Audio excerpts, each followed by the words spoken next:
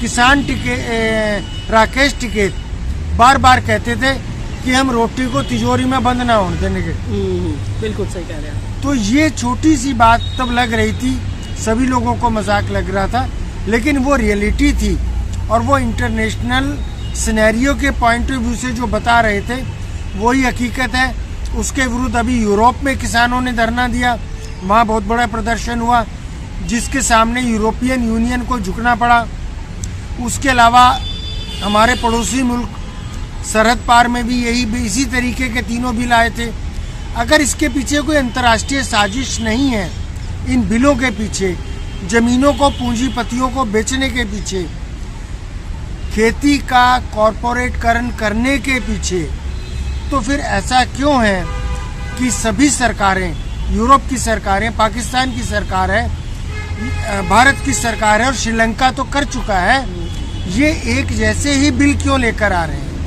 ये एक जैसी विचारधारा पर क्यों चल रहे हैं? ये ऐसा क्यों कर रहे हैं कि 2, 4, 5 साल में किसान इतना बर्बाद हो जाए, इतना गरीब हो जाए कि वो भूखों मरने लगे और अपनी ज़मीनें बेच दे? क्योंकि श्रीलंका ने अपने यहाँ खाद की आयात बंद कर दिया था और उसको ऑर्गेनिक के नाम पर, गोबर के नाम पर, जैसे भी करके उन्होंने किसानों को आर्थिक रूप से इतना तोड़ दिया था कि वहाँ की खेती स्थितियाँ बिगड़ गई और इतनी ख़राब हो गई कि वहाँ विद्रोह हो गया। हमारी सरकार शायद दूरदर्शिता से या बुद्धिमत्ता से काम नहीं ले रही है, और अगर नहीं ले रही है तो देश के लिए बहुत बुरा है।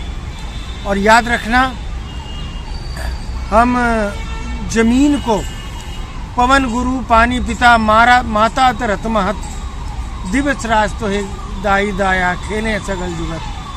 हम तो धरती को माता मानने वाले लोग हैं, हम कभी भी उसका सौदा नहीं करेंगे। ये किसान उसको कभी नहीं बेचेगा, अपनी जान दे देगा।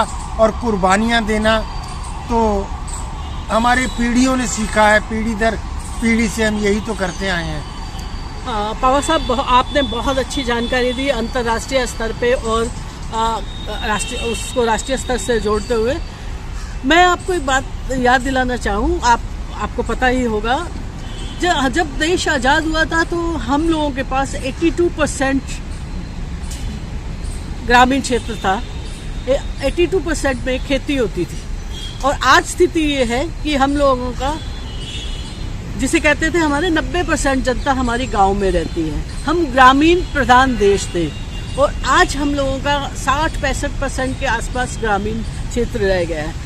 और जो ज़मीन थी वो ऑलमोस्ट ये इतनी जनसंख्या बढ़ने से और उद्योगीकरण, कॉर्पोरेटीकरण वगैरह वगैरह से करते हुए, जो अगर आप देश जब आज़ाद हुआ था तो 100% थी, तो आज 60% ज़मीनें किसानों के पास रह गई। ऐसी एक औसतन मैं मानती हूँ।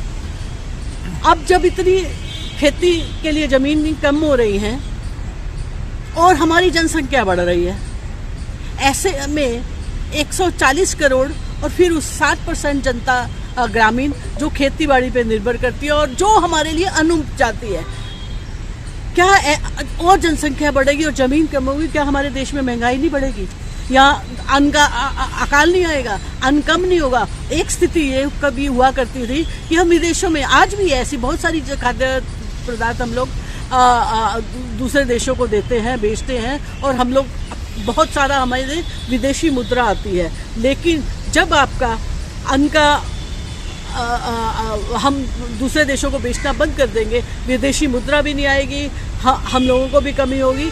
वो सारा का सारा हमारी आर्थिक जो आधार है ग्रामीण कृषि, हम उसी पे अटैक कर रहे हैं।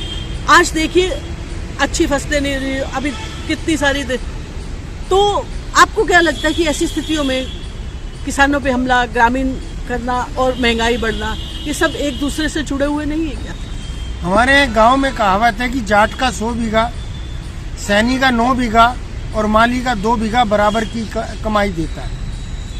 तो मैं यहाँ किसी भी पार्टी पॉलिटिक्स से हटके अपनी एक निजी राय देता हूँ कि किसानों के साथ मिसेस गांधी के जाने के बाद, चाहे वो कांग्रेस की सरकार हो, चाहे बीजेपी की सरकार हो, चाहे नरसिम्हा राव हो, चाहे डॉक्टर मनमोहन सिंह हो, चाहे अटल बिहारी वाजपेयी हो या नरेंद्र मोदी हो, इन लोगों ने किसानों के साथ धोखा ही किया है।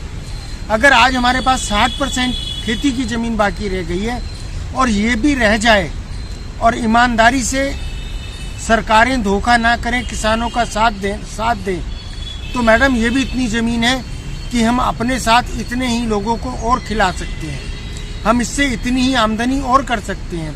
हमारे किसान का बच्चा साइकिल उठा के चौकीदारी और सिक्योरिटी की नौकरी करने शहर में आता है, क्यों नहीं उसको सरकार इतना कुछ देती कि वो अपने खेतों से उगने वाले कीनू का जूस बना ले, उसकी पैकेजिंग कर ले, छोटी छोटी वो पार्लर मुर्गी पालन कर ले, बकरी पालन कर ले, और इस तरीके के फूड प्रोसेसिंग के बहुत से काम हैं जिसमें हम आम से अचार बना सकते हैं, मुरब्बे बना सकते हैं। हमारे गुड़ बनाने की विधियां आज भी वही चल रही हैं जो 200-500 साल पुरानी थी। हम उसके क्यों नहीं अच्छे शेप में बना सकते, उसको और अच्छा प्रोसेस करके। अगर 150 रुपये किलो धामपुर वाला गुड़ बेच सकता है तो मेरे किसान का गुड़ 80 रुपये या 40 रुपये क्यों बिकता है? गेहूँ किसान सरकार देती है 2200 रुपये, बाजार में बिकता है 1500 रुपये, और मेरे और आपके घर में आटा आता है 40 से 50 रुपये। 40 से 50 रुपए किलो। 55 ऑर्गेनिक अगर हो जाएगा तो 70-80 रुपए किलो भी